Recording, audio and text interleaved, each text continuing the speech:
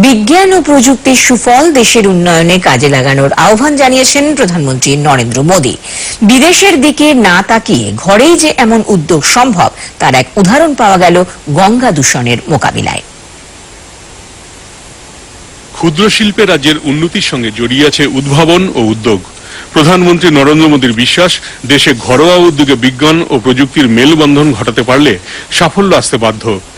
এই রাজ্যেরই এক ক্ষুদ্র শিল্পগোষ্ঠী এমনই এক অভিনব উদ্যোগ নিয়েছে যা শিল্পের মুখ উজ্জ্বল করার পাশাপাশি গঙ্গা দূষণ রোধে যুগান্ত আনতে পারে। শিবপুরের IIESTর নিরন্তর গবেষণার ফল এই উদ্যোগ। গঙ্গায় ফেলা আবর্জনা এক জায়গায় জড়ো করে তার ভেসে বেড়ানো আটকানো যাবে, আর সহজেই সংগ্রহ করা যাবে জঞ্জাল। অভিনব এই উদ্যোগ ইতিমধ্যেই স্বীকৃতি পেয়েছে।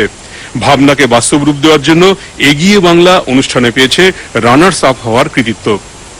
শুধু ওপরে ভাসা জঞ্জাল বা তেল নয়, জলে ডুবে থাকা জঞ্জালও সংগ্রহের ব্যবস্থা আছে। আটকানো যাবে নুড়ি পাথরের এক জায়গা থেকে আরেক জায়গায় সরে যাওয়া। বলা হচ্ছে ট্র্যাশ কন্টেনমেন্ট বুম। সাফল্য এসেছে রবীন্দ্র সরোবর আর গঙ্গায় পরীক্ষামূলক ব্যবহারে। পুজোর পর লেক সাফাইয়ের কাজ হয়েছে সহজেই নজর কাড়ার মতো। শুধু জঞ্জালমুক্ত করাই নয়, কেউ হঠাৎ ঘাট থেকে পিছলে জলে পড়ে গেলে ভেসে যাবে না, আটকে যাবে ট্র্যাশ বুমে। গঙ্গার জলের বৈশিষ্ট্য ও স্রোতের বেগ অনুযায়ী তৈরি হচ্ছে ট্র্যাশ বুম।